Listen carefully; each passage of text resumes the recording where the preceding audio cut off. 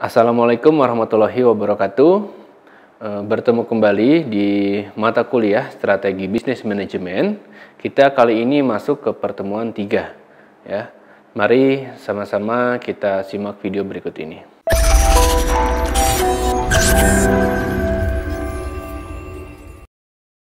Baik, di pertemuan ketiga ini saya akan membahas mengenai apa itu model deskriptif manajemen strategi.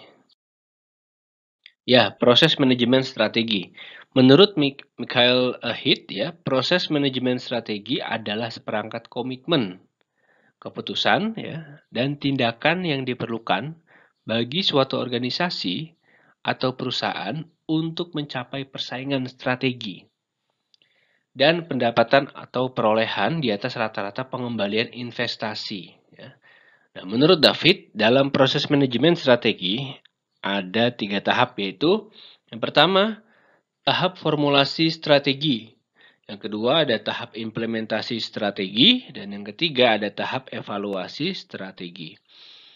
Nah, proses manajemen strategi terdiri dari 8 langkah, yaitu yang pertama adalah mendefinisikan visi. Tadi kita sudah bahas ya di pertemuan sebelumnya, ya, apa itu visi ya.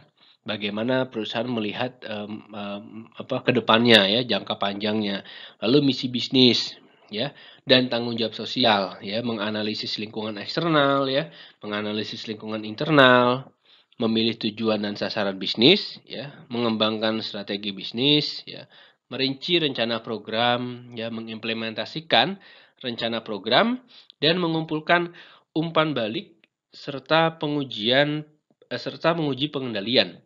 Nah, semua langkah ini menjaga agar unit usaha tidak terhambat oleh lingkungan dan untuk berjaga-jaga terhadap peluang dan berbagai masalah baru. Ya, ini adalah proses dari manajemen strategi. Yang pertama kita bahas lingkungan internal. Lingkungan lingkungan eksternal ya. Lingkungan eksternal perusahaan terdiri dari 3 perangkat faktor, yaitu lingkungan umum atau general environment, terdiri dari faktor-faktor yang bersumber dari luar, biasanya tidak berkaitan dengan situasi operasi perusahaan tertentu, yaitu faktor ekonomi, sosial budaya, ya, teknologi, demografi, politik hukum, ya, dan ekologi. Lalu yang B, lingkungan industri atau industri environment, terdiri dari persaingan di antara anggota industri. Ya, hambatan masuk, ya, produk substitusi, daya tawar pembeli, dan daya tawar pemasok. Lalu yang C-nya, lingkungan global atau global environment, meliputi bahasa, ya, budaya, politik, ekonomi, lalu ada campur tangan pemerintah, ya, tenaga kerja, pembiayaan, ya, riset pasar, periklanan, transportasi dan komunikasi, kerjasama, dan kontrak-kontrak, ya, dan sebagainya. Nah, mohon maaf tadi lingkungan internal, sekarang kita masuk ke lingkungan eksternal ya. Lingkungan eksternal, dalam analisis lingkungan eksternal ada 5 kategori yang perlu diperhatikan, yaitu yang pertama, kekuatan ekonomi ya, economic force ya. Yang B-nya itu ada kekuatan sosial, budaya, demografi, dan lingkungan ya. Lalu yang C-nya kekuatan politik ya. Lalu yang D-nya kekuatan teknologi ya. Ini menjadi bagian dari 5 kategori yang perlu diperhatikan. Nah, formulasi strategi adalah suatu tahap merumuskan, menyusun, atau memformat strategi yang dimulai dengan pengembangan suatu visi, misi organisasi, mengidentifikasi peluang atau opportunities ya, dan ancaman atau weakness eksternal organisasi. Menentukan kekuatan atau strength dan kelemahan atau weakness ya. Weakness internal ya, kelemahan internal. Penentuan tujuan jangka panjang untuk menghasilkan strategi alternatif ya, dan strategi terpilih yang berkelanjutan. Nah, isu-isu yang terdapat dalam formulasi strategi meliputi juga pertanyaan tentang yang pertama, usaha apa yang akan dilakukan.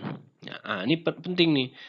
Bagaimana perusahaan itu akan memulai ya memulai usahanya tanpa tahu apa yang ingin usaha apa yang akan dilakukan, ya. Lalu yang kedua, bagaimana mengalokasikan sumber-sumber daya, ya.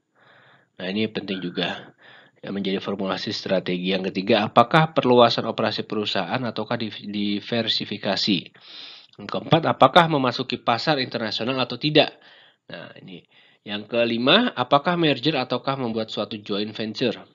Ya, yang keenam, bagaimana menghindari pengambil alihan. Nah, ini formulasi strategi yang perlu menjadi perhatian ya. Nah, implementasi strategi.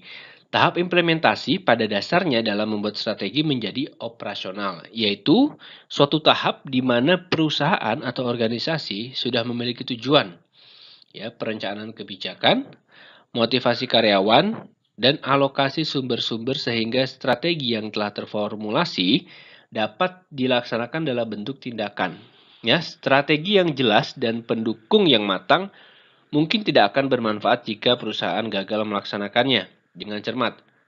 Nah, dari uraian di atas dapat diringkas bahwa dalam tahapan implementasi strategi atau strategi implementation meliputi kegiatan penentuan sasaran operasional tahunan, ya, kebijakan atau polis, ya, lalu polis organisasi atau perusahaan, mengalokasikan sumber daya dan mengelola konflik perusahaan agar strategi yang telah ditetapkan dapat diimplementasikan.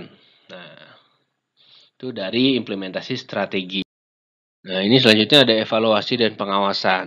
Nah, tahapan terakhir dari manajemen strategi, ya, biasanya manajer ingin mengetahui informasi tentang kapan strategi tertentu tidak berjalan dengan baik. Semua strategi sangat diperlukan untuk modifikasi di masa yang akan datang, ya. Sebab lingkungan secara konstan akan selalu berubah. Nah, ini ada 3 aktivitas evaluasi strategi yang fundamental, yaitu A. Pengamatan faktor-faktor internal dan eksternal yang menjadi dasar untuk strategi saat ini. Yang B. Ukuran kinerja atau performance serta adanya tindakan korektif. Nah, banyak hal yang bisa dievaluasi ya, misalnya apakah pendapatan daerah meningkat, apakah pengangguran berkurang, dan lapangan kerja meningkat ya. Apakah perekonomian meningkat, kesejahteraan meningkat, pendidikan meningkat, ya, transportasi meningkat, kesehatan meningkat, dan lain-lain. Nah, ini perlu adanya evaluasi dan pengawasan. Baik, kita cukupkan untuk materi pertemuan ketiga ini. Mudah-mudahan dapat bermanfaat dan jangan lupa selalu mencari sumber referensi valid lainnya. Saya akhiri, wassalamualaikum warahmatullahi wabarakatuh.